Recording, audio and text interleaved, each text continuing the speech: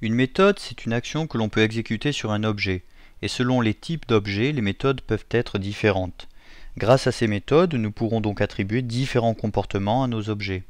Par exemple, pour une voiture, les actions seraient avance, accélère, recule, et se noteraient voiture.avance, l'objet, la méthode. Comme c'était le cas pour les propriétés finalement, sauf qu'ici, nous n'avons plus le signe égal. Donc la syntaxe générale, c'est objet.méthode.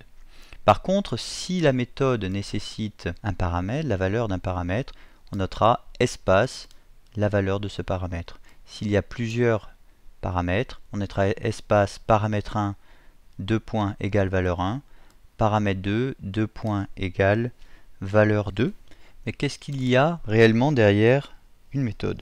En fait, une méthode, c'est plusieurs lignes de code qui sont inscrites dans des procédures ou des fonctions situées dans des modules de classe. Nous verrons ça plus tard. Et c'est ce code qui permet d'agir sur le comportement de l'objet. Vérifions tout ça dans l'explorateur d'objets ici, ou F2. Tapez ici Sheets, la collection des feuilles. Recherchez. Sheets ici. Nous avons donc plusieurs méthodes représentées par un petit objet vert à gauche. Donc la méthode add est une fonction. La méthode delete est une procédure. Donc c'est soit des fonctions, soit des procédures. Move, c'est une procédure. La grosse différence donc entre les fonctions et les procédures, c'est que les fonctions renvoient des valeurs ou des objets, par exemple. Ici en l'occurrence, add renverra un objet qui est la nouvelle feuille qui aura été créée. Revenons au code. Nous allons créer une procédure, méthode, où l'on pourra exécuter quelques exemples. Par exemple, nous allons nous intéresser aux méthodes de plage de cellules. Prenons la plage de cellules A1, D5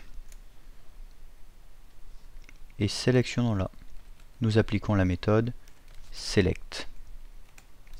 Vérifions avec exécuter. La plage de cellules est bien sélectionnée.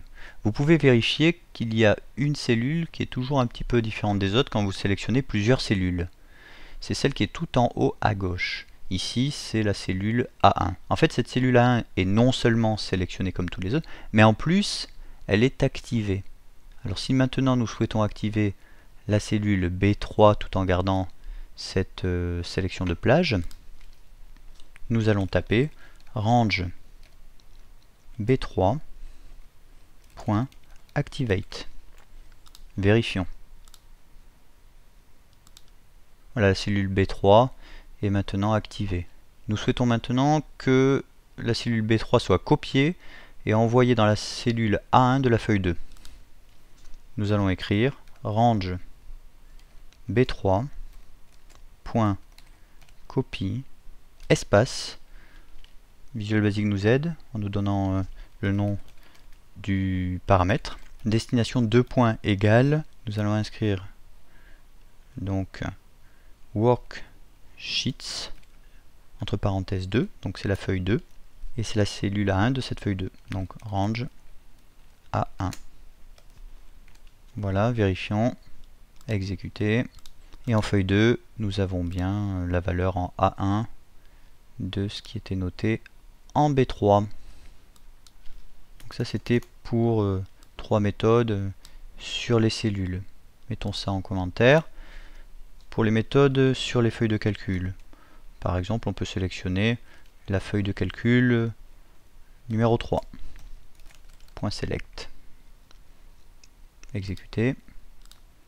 La feuille 3 a bien été sélectionnée. Nous pouvons ajouter, comme nous avons vu tout à l'heure, grâce à la méthode add, une feuille. Exécuter. Une feuille ici a été rajoutée. Voilà pour deux méthodes concernant les feuilles de calcul. Maintenant une méthode pour les boîtes de dialogue de l'application Excel. Application.dialogues, ouvrez la parenthèse et nous allons choisir la boîte de dialogue Open. et nous lui appliquons la méthode show pour faire apparaître cette boîte de dialogue. Voilà, la boîte de dialogue Open de l'application Excel apparaît. Voilà, vous avez donc ici un certain nombre de méthodes souvent utilisées, mais nous verrons dans des chapitres plus loin bien plus de méthodes pour les cellules, pour les feuilles, pour les classeurs Excel, pour l'application et pour bien d'autres choses.